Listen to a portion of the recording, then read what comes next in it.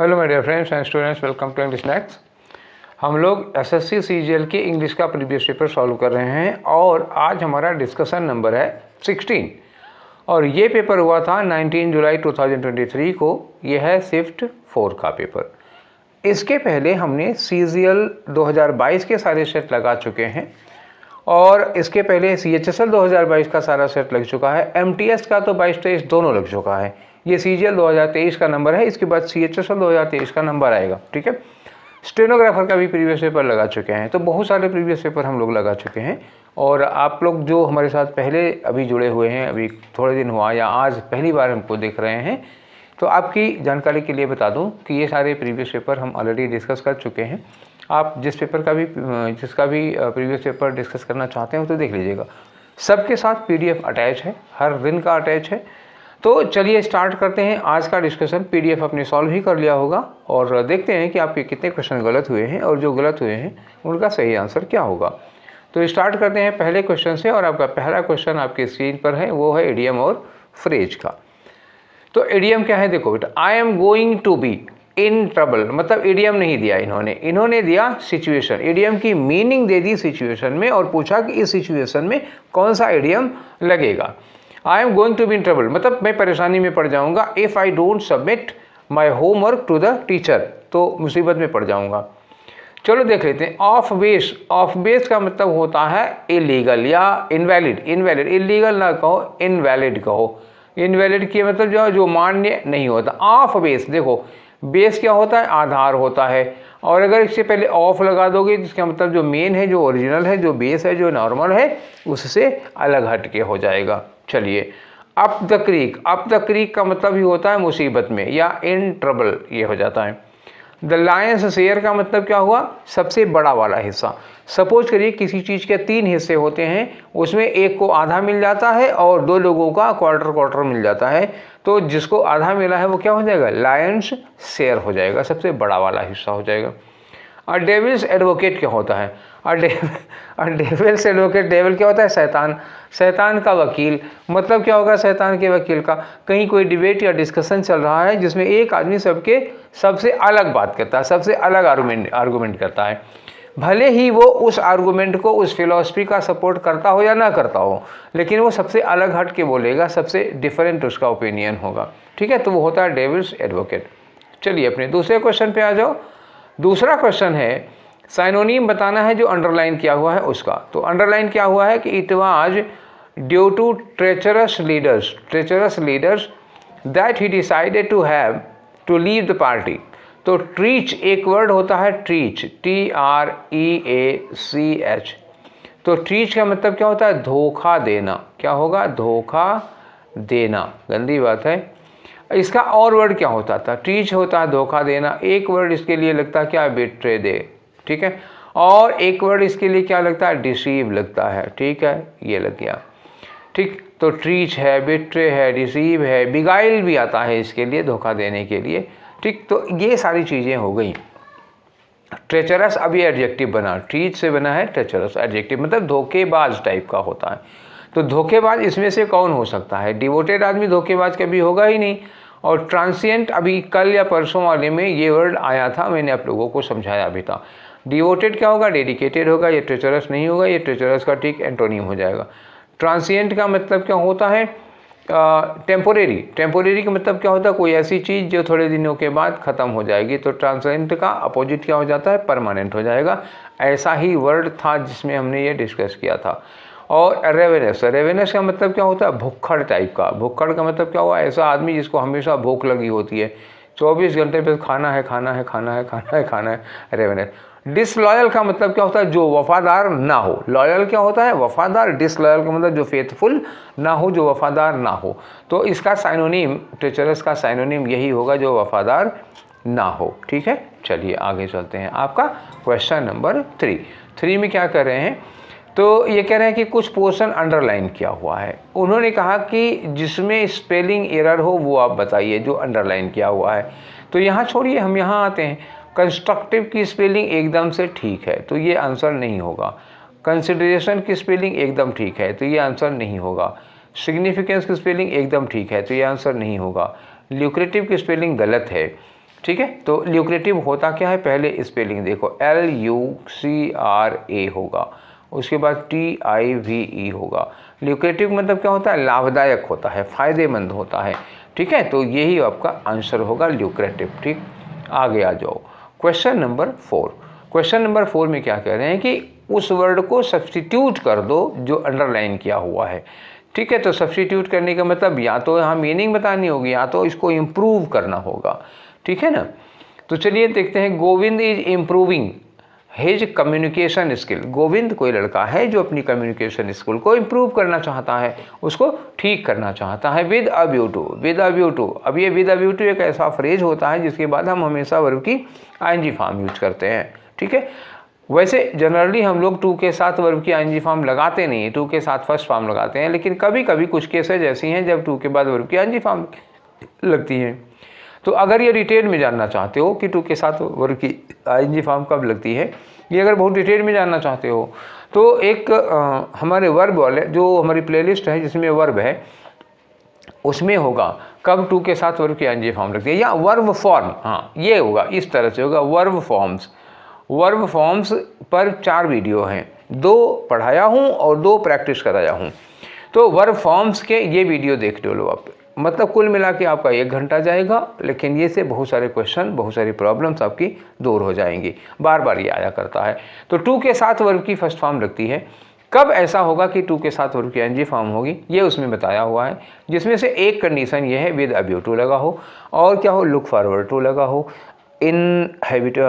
The habituated to लगा हो, accustomed to लगा हो, गिवन टू हो, टेकन टू हो, ठीक है, डेडिकेटेड टू हो, डिवोटेड टू हो। ऐसे ही बहुत सारे वर्ड हैं जिसमें कुछ फ्रेज है जिसमें टू आता है, उसके साथ वर्ब की आईएनजी फॉर्म लगाएंगे, ठीक है। देखो पटाखे फूट रहे हैं तो अब यहाँ क्या होगा, विद अ व्यू टू लगा, इसके बाद आप वर्ब में आईएनजी लगाएंगे। तो वर्ब में आईएनजी लगाएंगे तो क्या करेंगे, ये आपका बिकमिंग मिला आपको, ठीक है ना।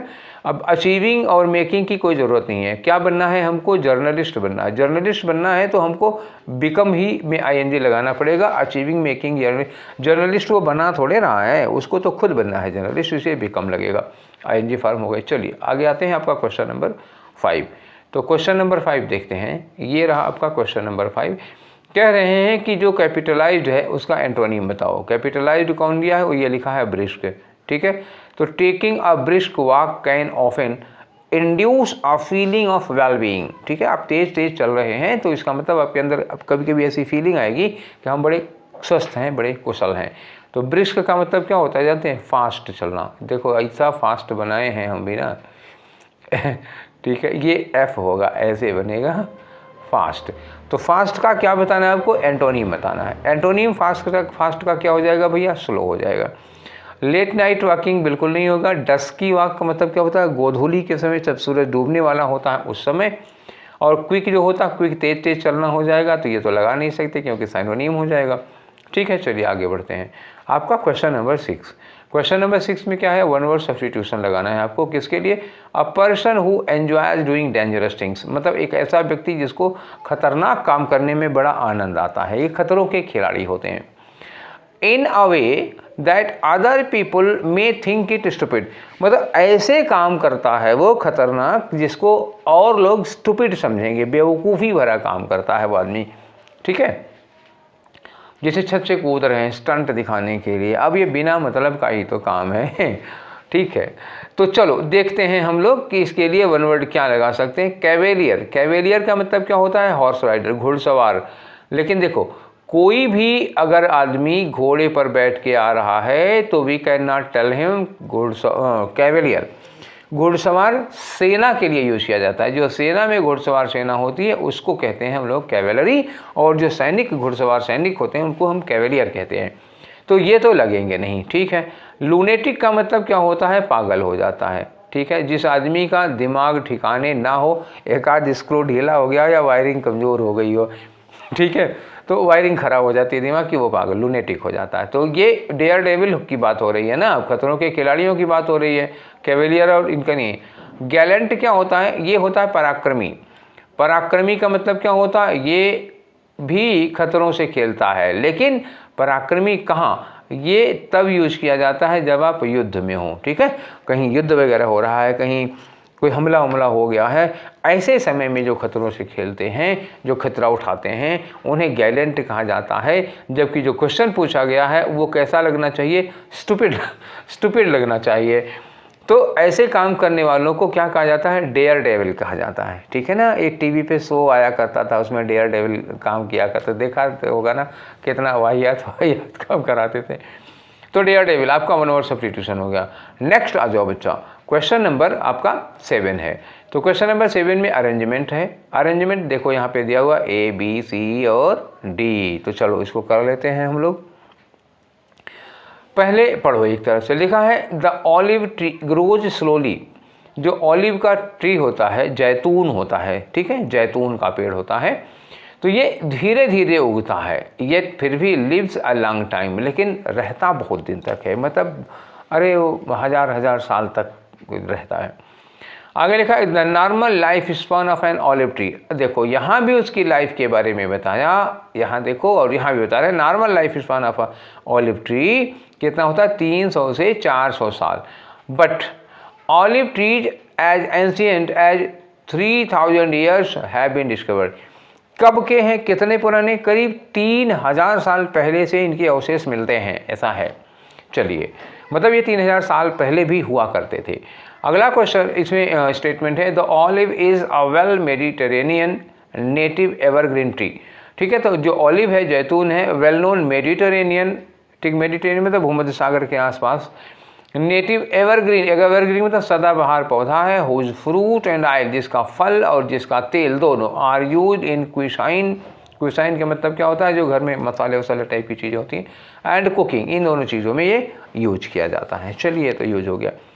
एज अ रिजल्ट, परिणाम स्वरूप, इसका नतीजा ये होता है कि ऑलिव ट्री को हम क्या कहते हैं, इमॉर्टल ट्री। 300 400 साल जीता है तो इसको इमॉर्टल ट्री कहा जाता है इन माइथोलॉजी एंड बॉटनी। ठीक है, तो एज अ रिजल्ट तो बस उसकी उम्र बताने के बाद लगेगा। जब आप कहोगे 300-400 साल जीता है तो उसके बाद ही लगाओगे ना, इसीलिए उसको हम लोग इमॉर्टल ट्री कहते हैं। ठीक है, तो इसमें सबसे पहले क्या आना चाहिए बताओ, सबसे पहले आना चाहिए जिसमें ऑलिव ट्री के बारे में है। तो ये सी वाला ऑलिव ट्री के बारे में है कि ये वेल नोन कहाँ पाया जाता है। ठीक है, ये सारी चीज़ें आ जाएंगी। उसके बाद आप बताओगे इसकी उम्र क्या होती है कि नहीं। तो चलो अब इसकी उम्र बता लो। उम्र वगैरह में क्या होगा कि ऑलिव ट्री, मतलब पहले ये बता दो कि ग्रोज जल्दी उगता है और बहुत दिन तक जीता है। अब जब कहोगे बहुत दिन तक जीता है, उसके बाद बताओगे ना कितने दिन तक जीता है, 300-400 साल। तो यानी कि हम सी करें, सी के बाद बता दिए ए, हर जगह उग जाता है और धीरे धीरे उगता है और बहुत लंबे समय तक जीता है। देखो, जब धीरे धीरे उगेगा तो ज़्यादा देखते हैं, जल्दी से बढ़ जाएगा तो जल्दी खत्म हो। जैसे बाँस है, जल्दी बढ़ जाता है। ठीक, बहुत सारे ऐसे पौधे हैं जो बड़ी तेज़ी के साथ, जो जितनी तेज़ी के साथ बढ़ेगा उतनी तेज़ी के साथ जाएगा, जो जितनी धीरे धीरे बढ़ेगा उतने ज़्यादा दिन तक चलेगा। सी ए। उसके बाद क्या होगा, ए के बाद आप बी लगा लो भैया। ठीक है कि नहीं, क्यों, उसमें लॉन्ग एज के लिए बताया, इसमें बता दिया कितने साल जिएगा। अच्छा, जब 300-400 साल जीता है इसीलिए तो उसको लोग कहते हैं इमॉर्टलिटी। तो इसके बाद डी लगा दो, सी ए बी डी आपका आंसर हो गया, ये लगा है आपका। ठीक है कि नहीं, कोई दिक्कत तो नहीं ना। चलो, मान लिए, मन से मानिएगा, ज़बरदस्ती नहीं। क्वेश्चन नंबर 8 में आ जाओ। फिर से ये अरेंजमेंट का क्वेश्चन है। अब इसमें देखो, बड़े आराम से पढ़ना, कोई जल्दबाजी नहीं है। लिखा है so the problem of India should not be viewed. So ये रिजल्ट बता रहा है ना कि इसलिए हम इंडिया की प्रॉब्लम्स को ऐसे नहीं देखना चाहिए as failure of the great nation, इस देश की असफलता के रूप में हम उसको देखें, इसलिए ऐसा नहीं करना चाहिए। और यहाँ बट से शुरू हो गया है, तो ये दोनों तो स्टार्टिंग में नहीं हो सकते हैं। अब लिखा है कि the uniqueness of this nation, इस देश की यूनिकनेस, अब ये भी स्टार्ट नहीं हो सकता, तो सी हमारा स्टार्ट हो गया। ठीक है, सी हमारा स्टार्ट हो गया, तो ये दोनों कट गए। अब बचा आपका सी बी डी ए और C A B D, C A D B. ठीक है, तो अब देख लो सी के बाद आपका ए लग पा रहा है या सी के बाद बी लग पा रहा है। तो सी के बाद ए लग ही नहीं पाएगा क्योंकि ये लास्ट में जा रहा है। ठीक है कि नहीं, ठीक है, ठीक है। तो चलिए, सी के बाद चलो अभी पढ़ लेते हैं ना, पूरा डिटेल में तो पढ़ा नहीं है। हाँ, पढ़ लो तब लगाएं भैया, नहीं तो आप कहोगे कि आपने तो बता दिया, हमारी समझ में नहीं आया। बी में आ जाओ। देखो the uniqueness of this nation, इस देश की जो यूनिकनेस है वो क्या है, lies in its unity in diversity, इसकी विविधता में, एकता वाली चीज़ में इसका यूनिकनेस है। क्यों? Due to which there are problems here and there at times, कभी कभी, चूँकि देखो इंडिया में विविधता बहुत ज़्यादा है ना, डाइवर्सिटी बहुत ज़्यादा है, उस डाइवर्सिटी के होते हुए भी यूनिटी बहुत ज़्यादा है। अच्छा, इसीलिए कभी कभार थोड़ी बहुत भाषा के आधार पर, इन सब आधार पर कभी कभी छोटी प्रॉब्लम्स हुआ करती हैं। अच्छा, ये प्रॉब्लम्स यहाँ आ रही हैं, प्रॉब्लम्स आ रही हैं, इसके बाद ही हम लिखेंगे ये, इसलिए इंडिया की प्रॉब्लम्स को ये नहीं मानना चाहिए। अच्छा, अभी दो हुआ, आ गया दो। India a very large country, India एक बहुत बड़ा देश है, मेनी रिलीजन्स हैं यहाँ पर, मेनी मिनी कल्चर्स हैं। अच्छा, ये डाइवर्सिटी मिल गई ना हमको, ये डाइवर्सिटी की बात कर रहे हो। सी में आपने बताया कि इंडिया में बहुत सारे रिलीजन हैं, बहुत सारे मिनी कल्चर्स हैं, बहुत सारी लैंग्वेजेज हैं, ठीक है, और has been achieving success in all fields, ठीक, ये डाइवर्सिटी आपने दिखाई सी में, और बी में आपने उस डाइवर्सिटी की बात की है। तो कहने का मतलब ये हुआ कि हम सी के बाद बी लगा लें। अच्छा, सी के बाद बी लगा लें, तो मैंने कहा था सी से ही शुरू होना है, क्योंकि बाकी शुरू से हो नहीं सकता। इसमें सो लगा है नहीं होगा, इसमें दिस लेसन लगा है नहीं होगा, इसमें बट लगा है शुरू नहीं होगा, शुरू सी से ही करना था, और सी के बाद हमें बी मिलेगा, क्योंकि सी में आप डाइवर्सिटीज़ की का ढेर सारी बातें करें और यहाँ डाइवर्सिटी आप लिख दिए, तो जाहिर सी बात है सी के बाद भी आएगा। तो दो आपका मिल गया, काम आपका बन चुका है, आंसर आपका यही वाला होगा। और चेक करना चाहते तो लगा लो। इन्होंने कहा कि but even small countries with monolithic societies have more problems. इन्होंने कहा इंडिया तो खैर बहुत बड़ा देश है, उसमें बहुत सारी डाइवर्सिटीज हैं, लेकिन ये भी देखा जाता है कि कुछ ऐसे देश हैं जो छोटे से हैं, जिनमें मोनोलिथिक सोसाइटी है। मतलब क्या हुआ, एक टाइप का रिलीजन है, एक टाइप की लैंग्वेज है, मतलब एक ही भाषा है, एक ही लैंग्वेज है, एक ही कल्चर है, फिर भी वहाँ डिस्प्यूट हुआ करते हैं, ठीक है कि नहीं। तो ये चीज़ आई, तो बट लगा के इसी हम जहाँ हम कहते हैं कि इंडिया में ये सारी चीज़ें हैं, किंतु ये हो गया तो हम बी लगा लेंगे, जाहिर सी बात है कि नहीं, बी के बाद ही डी लगाओगे। और लास्ट में चूंकि और देशों में जो छोटे से देश हैं जिसमें मोनोलिथिक कल्चर है, वहाँ भी डिस्प्यूट हुआ करते हैं, तो हमारे इंडिया में जो प्रॉब्लम्स आती हैं उनको देश की फेलियर्स के रूप में नहीं देखा जाना चाहिए। आगे आपका, चलिए अब आते हैं आपके क्वेश्चन नंबर 9 पे। क्वेश्चन नंबर 9 होगा ना, हाँ ठीक है। क्वेश्चन नंबर 9 में आपको एंटोनिम बताना है, किसका भैया, पार्शियल का। पार्शियल का मतलब क्या होता है, पक्षपात, आप किसी की ओर हैं, ठीक है ना, क्या होगा, आप पक्षपात ले रहे हैं किसी का, निष्पक्ष नहीं है, पार्शियल है। तो आप क्या हो जाएंगे, यहाँ लिखा है अनबायस्ड, यहाँ लिखा है अनजस्ट, यहाँ लिखा है प्रेजुडाइज्ड, यहाँ लिखा है डाउटफुल, अनजस्ट है। तो अगर आप पक्षपात करेंगे तो आप अनजस्ट तो होंगे, पक्षपात करेंगे तो अन्याय करेंगे, है कि नहीं। प्रेजुडाइज्ड होंगे तब भी आप पक्षपात करेंगे। अनबायस्ड होंगे तो क्या होगा, आप निष्पक्ष होंगे, क्या, निष्पक्ष होंगे। और यही हो गया आपका आंसर, क्योंकि बायस्ड मतलब होता है आप एक पक्ष के बारे में सोचेंगे, तो अनबायस्ड हो जाएगा, निष्पक्ष, वही आपका आंसर हो गया। डाउटफुल का कोई लेना देना नहीं यहाँ पे, ठीक है। आगे आ जाओ, क्वेश्चन नंबर 10 देखें क्या कह रहा है। क्वेश्चन नंबर 10 में देखिए, कह रहे हैं कि सेंटेंस को एक्टिव वॉइस में चेंज करो। एक्टिव वॉइस में क्या होगा, यहाँ देखो लिखा had not been posted, had not been है तो एक्टिव वॉइस में बीन को हटा के मिस्टर गुप्ता पहले करो, ठीक है। तो क्या होगा, mister Gupta had not posted, ठीक है। यहाँ स्टिल लग गया, तो ये स्टिल क्यों लगा, हैड नॉट पोस्टेड यहाँ दिया है, हैव नॉट पोस्टेड यहाँ दिया है, हैज नॉट पोस्टेड यहाँ दिया है, गलत हो गया। एक ही में हैड नॉट पोस्टेड है, तो दो में हैड नॉट पोस्टेड, लेकिन एक में स्टिल ले आके लगा दिया तो उसकी वजह से नहीं हो पाएगा, केवल दूसरा वाला हो पाएगा, ठीक है। अब आ जाओ क्वेश्चन नंबर 11 में। अपने 11 में क्या है, फिर से देखो पैसिव वॉइस में बनाना है, अब केवल एक्टिव से पैसिव बनाना है। यहाँ हैड ऑलरेडी पास्ड, देखो फिर हैड वाला ही दिया, उसमें भी हैड वाला था, इसमें भी हमने कहा था हैड ऑलरेडी पास्ड, तो उसमें क्या करना होगा आपको, देखो हैड लगा हुआ है तो हैड के बाद अपना ऑलरेडी लगा लो, उसके बाद आपको क्या करना है, बीन पास्ड, ठीक है, ये बीन पास्ड हो जाएगा। तो क्या चीज़ हो जाएगी, डिक्री, एक डिक्री पास की गई है, तो अ डिक्री पहले करो, हैड ऑलरेडी पास्ड, ठीक है। तो यहाँ हैड ऑलरेडी पास्ड, तो बीन आना चाहिए ना, बीन तो इसमें आया नहीं, तो ये गलत हो गया। यहाँ लिखा a decree had already been passed, ये हैड ऑलरेडी बीन पास्ड, या यहाँ वाज लगा दिया, होगा नहीं, यहाँ वाज लगाया, होगा नहीं। एक ऑप्शन आपका बच रहा है सेकेंड वाला। चलिए आगे आते हैं, क्वेश्चन नंबर 12।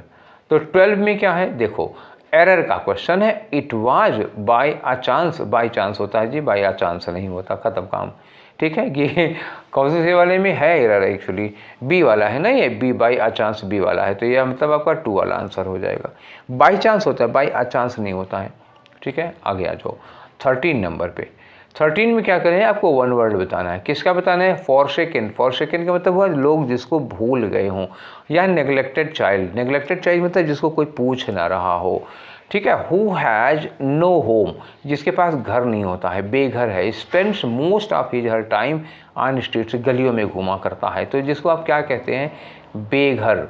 ठीक है, वो बच्चे क्या हैं जो बेघर हैं, इन्हीं बेघर बच्चों को कहा जाता है आवारा। आवारा देखो नेगेटिव वर्ड नहीं है, आप लोग सोचते हैं आवारा बदमाश टाइप का होगा, आवारा बदमाश टाइप, आवारा होता है बेघर, मतलब जिसके माँ बाप नहीं होते, कोई घर बार नहीं होता है, सड़कों पे लेटा करता है। ठीक है, तो उसको हम कहते हैं आवारा, बेघर होता है। इसके लिए जो एक वर्ड आता है वो होता है बैफ। ठीक है, और एक वर्ड यूज कर सकते हो बैगाबांड। क्या होगा? बैगाबांड हो जाता है। डेस्टिट्यूट यूज कर सकते हो, अगर ज़रूरत पड़ी तो डेस्टिट्यूट लगा लो। ठीक है, वैग्रेंट यूज कर सकते हो, VAGRANT। वो लोग होते हैं जिनके पास घरवर नहीं होता है, सड़कों पर सोया करते हैं। तो आंसर आपका कौन सा हुआ? बैफ होगा। दूसरे वर्ड्स की मीनिंग जानना ज़रूरी है, आपके लिए बहुत उपयोगी होगा, काम आएगा। तो फ्यूजिटिव का मतलब क्या होता है? भगोड़ा। क्या होगा? भगोड़ा, फ्यूजिटिव। भगोड़ा का मतलब क्या हो गया? जो गलत देश में कोई गलत काम किया होगा, कोई फ्रॉड व्रॉड किया होगा, उसके ऊपर केस हुई और वो देश छोड़कर भाग गया। जैसे कि नाम नहीं लूँगा भैया, कुछ गड़बड़ हो जाएगा। ठीक है, बहुत सारे लोग हैं देश के, अब आप लोग GS पढ़ते हो, आपको पता होगा कौन लोग देश का चोरा लगा के भाग के गए हैं, विदेशों में रह रहे हैं, उन्हें फ्यूजिटिव कहा जाता है। ठीक है, भगोड़ा कहा जाता है। वल्नरेबल का मतलब क्या होता है? इनसिक्योर होता है। कोई ऐसा प्लेस, कोई ऐसा व्यक्ति जो वल्नरेबल, जिसको आराम से नुकसान पहुंचाया जा सकता है, वो वल्नरेबल सिचुएशन में आता है। मिसक्रिएंट का मतलब क्या होता है? शरारती तत्व। मिसक्रिएंट मतलब ऐसे लोग जो शरारत किया करते हैं, शरारती तत्व। ठीक है, थोड़े बदमाश टाइप के लोग होते हैं, ये मिसक्रिएंट होते हैं। आंसर आपका था बैफ। चलो आगे आ जाते हैं, क्वेश्चन नंबर 14 आपका। तो देखो 14 में क्या कह रहे हैं? नियरेस्ट मीनिंग बता रहे हैं कि नियरेस्ट मीनिंग बताओ अंडरलाइन वर्ड की। नियरेस्ट मीनिंग मतलब वही साइनोनिम बताओ और क्या। One should follow the role model of in life, मतलब हर व्यक्ति को अपनी लाइफ में रोल मॉडल फॉलो करना चाहिए। फॉलो का मतलब क्या हुआ? यहाँ अनुसरण करना चाहिए। इम्यूलेट का मतलब होता है सेम ही फॉलो करना। इम्यूलेट का मतलब क्या होगा? फॉलो करना। हम किसी को फॉलो करते हैं, अनुसरण करते हैं, तो ये आपका क्या हो गया? Exact meaning. चेरिश का मतलब क्या होता है? आप अपने मन में किसी के प्रति कोई फीलिंग पाल के रखे हुए हैं, वो चेरिश कहते हैं। एडमायर का मतलब क्या होता है? किसी की तारीफ करना, किसी को प्रेज करना, ये एडमायर हो जाता है। रिवार्ड का मतलब आप समझ ही रहे हैं, किसी को उसके अच्छे काम का इनाम देना रिवार्ड हो जाता है। अब नंबर आ गया आपको क्वेश्चन नंबर 15 का बच्चा। तो ये 15 नंबर का क्वेश्चन है, इसमें आपको एंटोनिम बताना है किसका? जो अंडरलाइन किया हुआ है। अंडरलाइन किया हुआ है ये ट्राइवियल को। Trivial issues have always interested oppose. जो हमारे बॉस है ना, उनको छोटी मोटी जो बातें होती है ना, मतलब ट्राइवियल मुद्दे जो होते हैं। ट्राइवियल का मतलब क्या होता है? जो बहुत महत्वपूर्ण नहीं होते हैं, अनइम्पोर्टेंट आप कह सकते हो। अनइम्पोर्टेंट, जो जिसको कोई खास महत्व नहीं होता है, मामूली बातें कह सकते हो, अनइम्पोर्टेंट हो जाएगा। इनसिग्निफिकेंट कह सकते हो, पूरा नहीं लिखूंगा आप समझ जाना, इनसिग्निफिकेंट हो जाएगा। और ट्राइवियल का एक और वर्ड आता है, ट्रिफल आता है, TRIFFLE। ठीक है ना, ये सब चीज़ें जो ट्रिफल हैं और ट्राइवियल इशूज़ है, तो मामूली मुद्दे जिनमें बहुत ज़्यादा इंपॉर्टेंस नहीं होता। अब इसका एंटोनिम बताना है। एंटोनिम मतलब इनसिग्निफिकेंट क्या होता है? महत्वहीन, जिसको बहुत ज़्यादा वैल्यू नहीं दी जा सकती, तो उसका एंटोनिम क्या होगा? सिग्निफिकेंट हो जाएगा।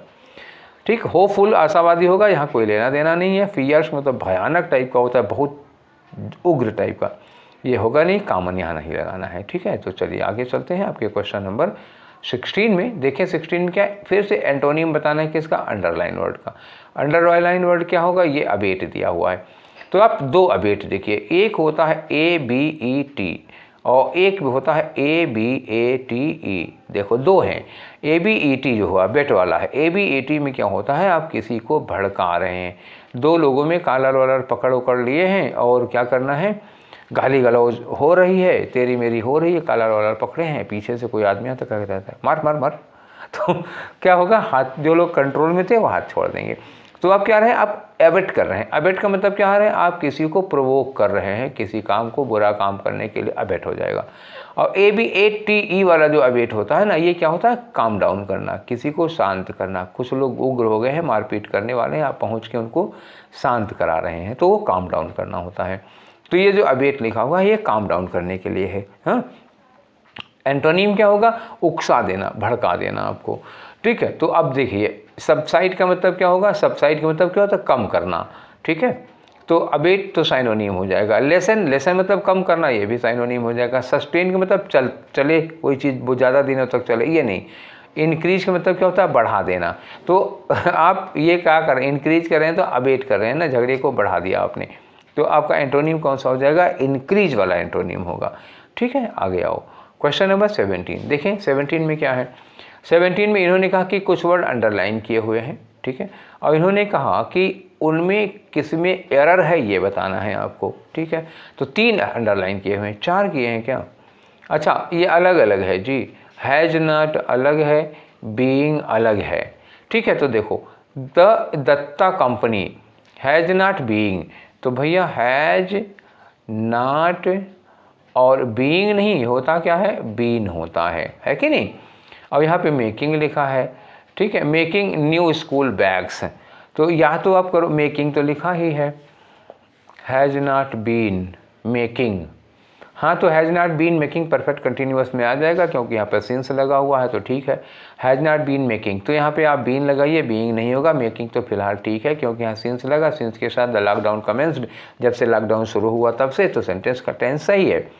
तो आप बीइंग गलत कर दीजिए, यहाँ पे आपका आंसर कौन सा होगा, थर्ड वाला होगा। चलिए आगे आते हैं। क्वेश्चन नंबर 18 आपका क्या करना है, आप मीनिंग बताइए इस इडियम की। इडियम क्या है, go back to drawing board. Go back to drawing board का मतलब क्या हुआ, जहाँ पे आप ड्राइंग कर रहे हैं वहाँ पे आप वापस जाओ। तो बैक ड्राइंग बोर्ड के पास वापस जाने का मतलब क्या हुआ, फिर से स्टार्ट करो। ठीक है, कोई चीज़ स्टार्ट ओवर। ठीक है, ये आ जाएगा। चलिए आगे आइए। क्वेश्चन नंबर 19 देखो। 19 में स्पेलिंग एरर, एक ऐसा सेंटेंस बताओ जिसमें कोई स्पेलिंग एरर ना हो। तो लिखा है कि वन नीड्स, ठीक है, टू अबाइड, अबाइड की सही है, बाय सर्टेन इंस्ट्रक्शंस। तो इंस्ट्रक्शंस में भैया ये ई नहीं होना चाहिए ना, TIONS हो जाएगा, पहला गलत हो गया। यहाँ पर क्या दिया, वन नीड्स टू अडाइड, ये ADIDE हो गया ना, ये देखो डी लगा हुआ है, तो अबाइड होना चाहिए, अडाइड नहीं होता, दूसरा भी गलत हो गया। तीसरा है one needs to abide by certain instructions in every society, society की स्पेलिंग गलत होगी, देख लो, SOCIETY होता है। ठीक, अब 3 गलत हो गए हैं, तो चौथा लगा लो। लिखा है वन, देखो, needs to abide by certain instructions in every society, पूरा का पूरा सही है, चौथा वाला आंसर हो गया। चलिए आगे चलते हैं अब आपका क्वेश्चन नंबर 20 में। तो 20 में देखो क्या है बच्चा, 20 में खाली जगह भरना है। The doctor dash 2 tablets per day, doctor ने 2 टैबलेट पर डे खाने के लिए लिख दिया पर्चे पे। तो डॉक्टर ऑर्डर करता है, नहीं। डॉक्टर प्रिस्क्राइब करता है, यस। डॉक्टर एडवाइस करता है, यस। डॉक्टर प्रपोज करता है, नहीं। तो आपके पास 2 ऑप्शन होगा, डॉक्टर एडवाइस किया, प्रिस्क्राइब किया। तो डॉक्टर जब हमको कहता है कि आप चाय कम पीजिए और आप ये मत खाइए, ठीक है, तो जब इस तरह की सलाह देता है तो एडवाइस करता है। लेकिन जब पर्चे पे दवा लिखता है ऐसे करके RX, उसके बाद कहता है ये टैब, ये दवा लो, तो ये क्या होता है, ये प्रिस्क्रिप्शन होता है। पर्चे पर जब आप दवा लिखाता है तो प्रिस्क्राइब्ड लिखोगे डॉक्टर वाले में। ठीक, हालांकि अगर प्रिस्क्राइब्ड ऑप्शन में ना होता तो हम एडवाइस्ड लगा लेते, लेकिन दोनों की लड़ाई में प्रिस्क्राइब्ड जीतेगा। ठीक है, चलिए आगे। नेक्स्ट क्वेश्चन है 21 की कहानी वही है, एक पैराग्राफ है, देख ही रहे हो, लंबा चौड़ा हेल्दी सा पैराग्राफ है।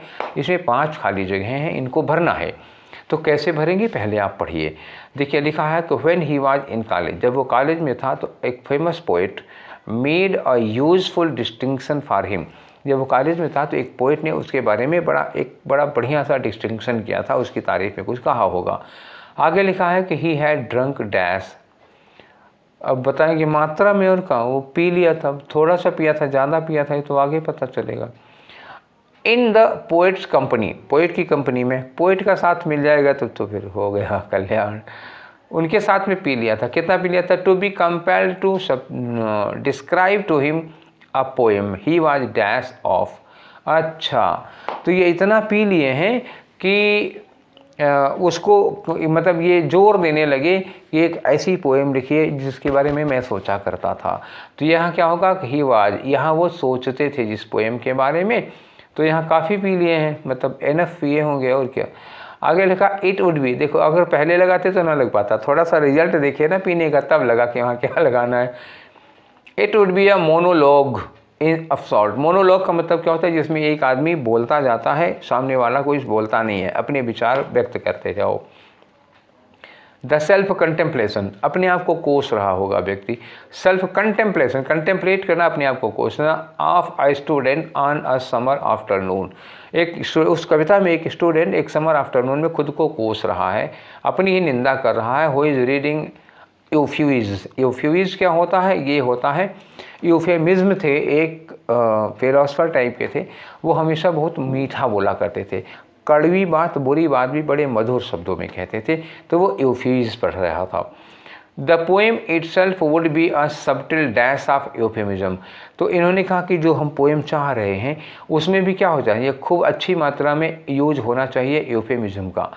Translating the heat the day the students concerns, और क्या क्या होगा, ट्रांसलेटिंग जो गर्मी वर्मी पड़ती है उसके बारे में, उस डे के बारे में, स्टूडेंट्स के कंसर्न्स के बारे में, इनटू सिमेट्रिकल पोएसीज। सिमेट्रिकल पोएसीज मतलब क्या हो, सिमेट्रिकल मतलब वही पद्य में आप सब कुछ दे दीजिए। Translating even his dash and boredom, अब यहाँ एंड के बाद बोर्डम लिखा है, तो एंड के पहले वही बोर होने से रिलेटेड कुछ वर्ड आना चाहिए। एंजाइटी, दुख, कष्ट, निराशा, बोर्डम, ये सब लिखना चाहिए। फेलियर भी हो सकता है, इस तरह की कोई चीज़। With that famously foolish book into a euphemism, लिखा है the poet nodded his big head in a sympathetic. तो जो पोएट है उन्होंने ऐसे हाँ हाँ हाँ हाँ ठीक है हाँ ऐसे नोड किया, उन्होंने सिर हिलाया। उनको पोएट को इस बच्चे से संतुष्टि मतलब सहानुभूति थी, और rhythmic way as this was dash to him, क्योंकि ये तो उनके लिए आम बात थी। देन टोल्ड हिम, उसके बाद वो बताता है कि there are two kinds of poems, दो तरह की पोएम होती हैं। There is the kind you write, जो आपने लिखा है वो कौन सी है। There is the kind you talk in bars, both kinds, मतलब इन्होंने कहा कि दो तरह की पोएम होती हैं, एक वो होती हैं जिसको आप क्या करते हैं, आप लिखते हैं, और there is kind you talk about in bars, एक वो होता है जिसके बारे में आप बार्स के बारे में बातें करते हैं। बोथ बार कौन होता है, जो बड़े बड़े पोएट होते हैं। Both kinds have value and both are poems, दोनों तरह की पोएम्स की वैल्यू होती है, दोनों पोएम्स हैं, but it is fatal to confuse them, ठीक है। लेकिन इनको कंफ्यूज करना, एक में मिक्स करना बड़ा ही घातक होगा, है कि नहीं। तो ये जो कह रहा था वो मिक्स करने के लिए कह रहा था बातों को। चलिए अब एक और से आप शुरू हो जाइए। पहले वाले की सिचुएशन लीजिए। यहाँ क्या कह रहे हैं कि उसने इतना पी लिया था कि वो सामने वाले पोएट को फोर्स कर रहा है कि हम एक पोएम के बारे में सोचा करते थे, आप वैसे लिखिए। तो कितना पी लिया होगा, चलिए ऑप्शन देखिए, कितना पी लिया होगा, फार पी लिया होगा कि मैनी पिया होगा कि सिंस पिया होगा कि एनफ पिया होगा। तो ये एनफ पी लिया है, ठीक है। दूसरा वाला ऑप्शन आ जाओ, ठीक है। यहाँ जो इसमें क्या कह रहे हैं कि इतना पी लिया था कि वो उनको पोएम कर रहा, मतलब उनको कंपेल कर रहा था to describe to him a poem he was dash of, जिसके बारे में वो सोचा करता था, जिसके बारे में वो सोचा करता था। तो इसके लिए क्या लगाओगी, जिसके बारे में। स्ट्रेइंग मतलब भटका करता था, ड्राइंग सुखाया करता था, थिंकिंग सोचा करता था, हाँ ये सही लग रहा है। मार्किंग यहाँ कहाँ लग जाएगी, जिसके बारे में वो सोचा करता, तो थिंकिंग आप लगाएंगे।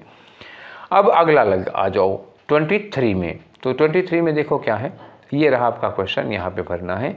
इन्होंने कहा कि the poem itself would be a subtle dash of euphemism, ठीक है। उसमें क्या होगा, सबटिल डैश ऑफ यूफेमिज्म। तो यूफेमिज्म की क्या चीज़ हो सकती है ये, तो यूफेमिज्म की रेसेज होगी या सीरीज होंगी या प्लेन्स होंगे या क्रेडिट होंगे। तो रेसेज में क्या होता है, लिविंग के लिए यूज़ किया जाता है, प्रजाति के रूप में यूज़ किया जाता है। लेकिन ये किस में आता है, ये सजीव में आता है। सीरीज का मतलब क्या होता है, एक श्रृंखला होती है, जैसे एक के बाद एक सीरीज में आती है ना चीज़ें, कहानियाँ हैं, कविताएं हैं, सीरीज में आती हैं। तो ये सीरीज हो सकता है, ठीक है। प्लेन्स ये नहीं होंगे, प्लेन मैदानों के लिए यूज़ नहीं किया गया, क्रेडिट्स के लिए यूज़ नहीं किया गया है। अब आ जाओ, आपका अगला क्वेश्चन है। अगला क्वेश्चन है कौन सा, देखो यहाँ 4 नंबर पे आ रहा है, translating even his dash and boredom. तो मैंने कहा था बोर्डम से मिलता जुलता कोई वर्ड एंड के पहले आना चाहिए। ठीक है, तो चलो देखते हैं बोर्डम से मिलता जुलता कौन होगा। Contempt and boredom, stay and boredom, heaven and boredom, या वेटेज एंड बोर्डम। तो आप बताओ क्या लगेगा। स्टे ठहरने के लिए लगेगा, है ही नहीं। वेटेज फ़ायदा होगा, बोर्डम से अपोजिट चला जाएगा। हेवन का मतलब क्या होता है, कहीं आपको शरण मिलती है तो उसको कहते हैं। तो शरण और बोर्डम होगा नहीं। कंटेम्प्ट का मतलब क्या हुआ, आत्मनिंदा, हम खुद को कोस रहे हैं। तो हाँ, ये बोर्डम से मिल सकता है, नेगेटिव वर्ड है, तो आपको ये लगाना चाहिए यहाँ पर। ठीक है, आगे आ जाओ। एक क्वेश्चन और बचा हुआ है आपका। यहाँ देखिए लिखा हुआ है, the poet noted his big head in a sympathetic rhythmic way as this was dash to him. क्योंकि ये उनके लिए डैश था, सिचुएशन आपने देख लिया है, ये उनके लिए क्या था, it was dash to him explained है, या स्प्रैंग है, या रेज्ड है, या थियरीज है। तो it was explain to him मतलब इसके पहले उस लड़के ने इनको सारी बात एक्सप्लेन कर तो डाली ही थी, तो it was explained to him यही लगाओगे। स्प्रैंग मतलब इनके दिमाग में अचानक से वो आइडिया आई हो तो स्प्रैंग लगाते ये लगाओगे नहीं। रेज का मतलब ऊपर की ओर उठाया गया लगेगा नहीं। थ्योराइज्ड यहाँ पे नहीं होगा क्योंकि किसी थियरी को आप पोएम में नहीं लिख रहे हो, ठीक है, एक सिचुएशन को लिख रहे हो। तो एक्सप्लेन हुआ, एक्सप्लेन क्यों हुआ, क्योंकि उस आदमी ने पोएट के सामने सब कुछ एक्सप्लेन किया था। तो चलिए ये हो गए हमारे कितने क्वेश्चन, 25 क्वेश्चन, जिसके ये था आपका सेट नंबर 16 और क्वेश्चन नंबर कितने क्वेश्चन हो गए, 25। तो अब आप अंदाज़ा लगा दीजिएगा कि कितने क्वेश्चन हम लोग लगा चुके होंगे अब तक। ठीक है, तो 4 सेट में 100 क्वेश्चन हो जाते हैं, तो 16 है, मतलब 400 क्वेश्चन हम लोग पहुंच चुके हैं। वाह भाई वाह, 400 क्वेश्चन लगा लिया। ठीक है, चलिए तो आज का सेशन यहीं पर वाइंड अप करते हैं। हमारा 19th का पूरा ख़त्म होगा। 19th का 1 2 3 4 होगा।